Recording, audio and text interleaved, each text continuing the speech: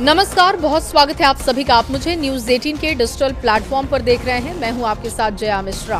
पश्चिम बंगाल विधानसभा चुनाव 2026 में सत्ता पर 15 सालों से काबिज तृणमूल कांग्रेस यानी कि टीएमसी को करारी शिकस्त का सामना करना पड़ा। बीजेपी ने राज्य में पूर्ण बहुमत हासिल कर ऐतिहासिक जीत हासिल कर ली है, लेकिन असली ड्रामा नतीजों के बाद शुरू हुआ। मुख्यमंत्री ममता बनर्जी ने अपनी हार स्वीकार करने के बजाय तीखे तेवर अपने दिखा दिए। उन्होंने मुख्यमंत्री पद से इस्तीफा देने से साफ मना कर दिया। যদি কেউ মনে করে যে আমি কি রেজিগনেশন দিতে হবে, no, not that. Now also I want to say that we didn't lose the election. It is their forceful attempt to defeat us. Mamata Banerjee का कहना है कि ये जनता का जनादेश नहीं बल्कि एक गहरी साजिश है। उन्होंने चुनाव आयोग को इस पूरे खेल का विलन करार दिया है और इस जिद में बंगाल में एक नया संवैधानिक संकट खड़ा हो चुका है। हार के बाद ममता बनर्जी ने कोलकाता में एक प्रेस कॉन्फ्रेंस की।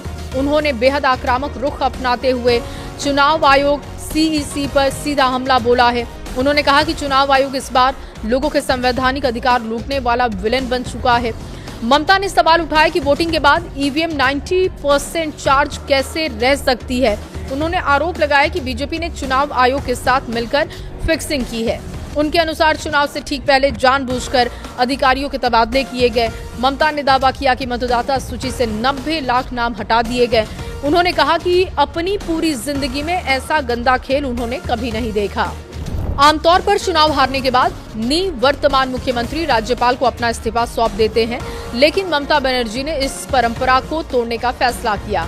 उन्होंने साफ कहा है कि इस्तीफे का सवाल पैदा नहीं होता। ममता का तर्क है कि उन्हें जनता ने नहीं हराया बल्कि साजिश के तहत वो हराई गई हैं।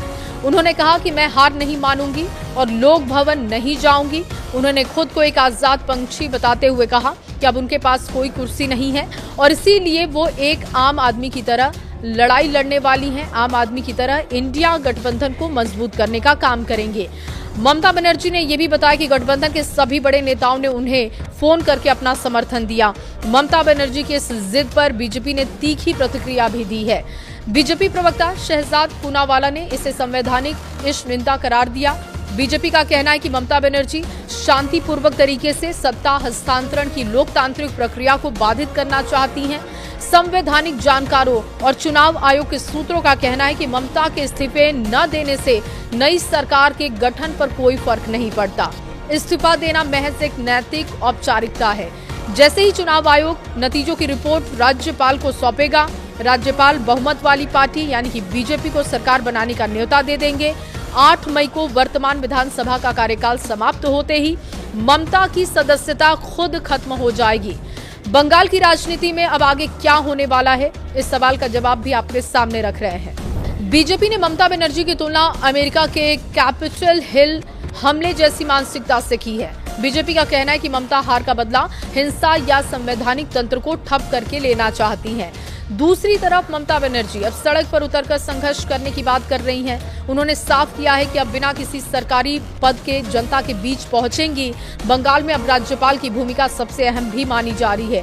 देखिए, कानूनन राज्यपाल के पास अधिकार है कि वो बहुमत दल के नेता को शपथ दिलाएं, भले ही निवर्तमान मुख्यमंत्री अपनी कुर्सी छोड़ने को तैयार ना हो। लेकिन संवैधानिक प्रक्रियाओं के तहत बीजेपी की सरकार बनना लगभग तय है।